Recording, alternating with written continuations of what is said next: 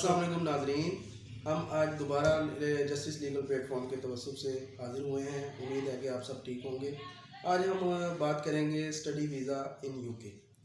आपको हम बताएंगे कि जिन बच्चों के मामलात हैं, जो बच्चे परेशान हैं स्टडी वीज़े के हवाले से, स्पेशली यूके के लिए, तो आज हमारे पास दोबारा तशरीफ़ फरमा है हाफिज़ प्रोफेसर शहराज साहब। आए हम आज उनसे मिलवाते हैं और ये आपको बताएंगे कि स्टडी वीज़ा जो है इसमें कितनी मुश्किलात हैं और ये कैसे हल किया जा सकता है, और बच्चे जो हैं जिनको मुश्किलात दरपेश हैं वो अपने मसाइल को हल करके स्टडी वीज़ा इजीली हासिल कर सकते हैं।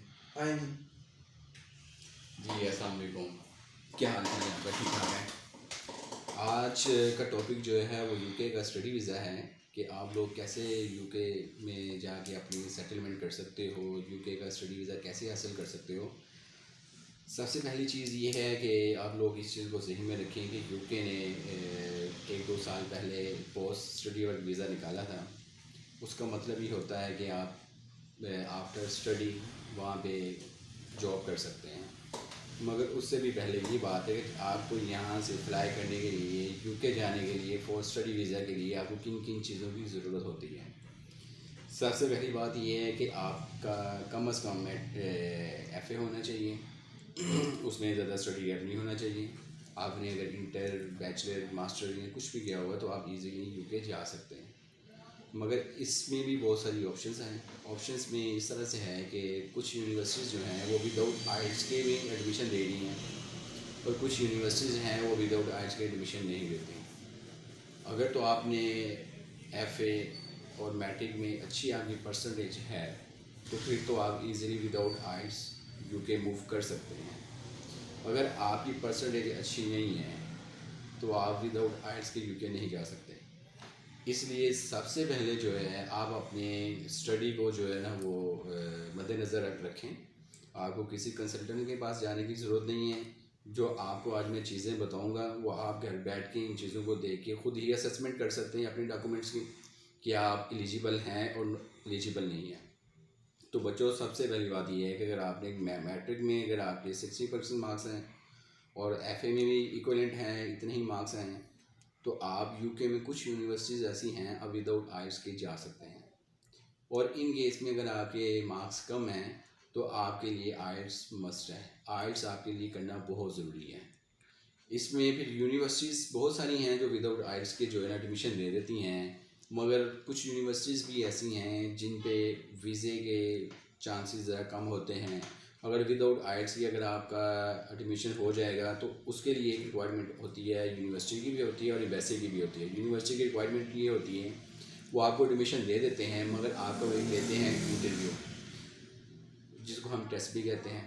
यूनिवर्सिटी वाले आपसे जो है ना ऑनलाइन आपका एक सेशन लेते हैं जिसमें आपकी वो असेसमेंट करते हैं कि यू आर एलिजिबल और नॉट एलिजिबल, कि हाउ नो कि आपको इंग्लिश की समझ भी आ रही है या नहीं आती।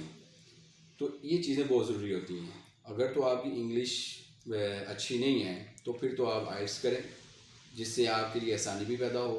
आप यूके में जाके डेफिनेटली आपने काम करना है, आप काम करेंगे, आपकी इंग्लिश अच्छी होगी, इम्प्रूव होगी, तो आप लिसनिंग और स्पीकिंग इन दोनों चीज़ों को जो है ना मद्देनज़र रखें कि अगर आप अच्छा सुन सकते हैं, इंग्लिश अंडरस्टैंड कर सकते हैं और स्पीकिंग पावर आपकी अच्छी है, फिर तो आप जो है ना इजीली चले जाएं यूके, तो कोई मसला नहीं है। मगर कोशिश करेंगे आप आइल्स करें। और सेकंड ये है कि अगर किसी बच्चे ने इंटर किया हुआ है तो वो 4 इयर्स के प्रोग्राम में जाएगा। अगर किसी ने BA किया हुआ है तो वो मास्टर प्रोग्राम में नहीं जाएगा। BA वाला अगर किसी ने BA किया हुआ है तो वो 4 इयर्स का BA उसका एक्सेप्टेबल होगा यूके में। 2 इयर्स वाला BA वाला स्टूडेंट कभी भी नहीं उसका एक्सेप्टेबल होगा बैचलर, क्योंकि पाकिस्तान का जो बैचलर है 2 इयर्स वाले स्टूडेंट्स का एक्सेप्टेबल नहीं होता। उनको इनिशियली फिर किसी न किसी कोर्स में जो है ना वो ऐड करके फिर भेजा जा सकता है।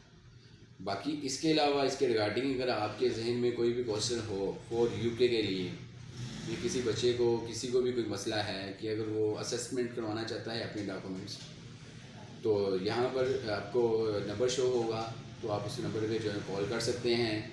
राना मोहम्मद नईम एडवोकेट साहब हैं, आप इनसे भी रब्ता कर लें, क्योंकि ये लीगली जो है सारे मामला ये देख रहे हैं। तो आप राना साहब ذرا جی جی آپ کی آمد کا بہت شکریہ آپ صاحب. ہم آپ کی خوش آمدید کرتے ہیں اور آپ نے جو اتنی معلومات فراہم کی ہیں ہمارے بچوں کے لیے اس کے لیے بھی بہت زیادہ شکریہ. اور ناظرین ہم انشاءاللہ نیکسٹ سیشن میں آپ کے ساتھ ملاقات کریں گے. اب تک کے لیے اجازت دیں اور اگر آپ کو کوئی پرابلمس ہیں تو آپ ہم سے شیئر کر سکتے ہیں کمنٹس میں. ہمیں کائنڈلی ضرور بتائیے گا. اس وقت کے لیے اللہ حافظ.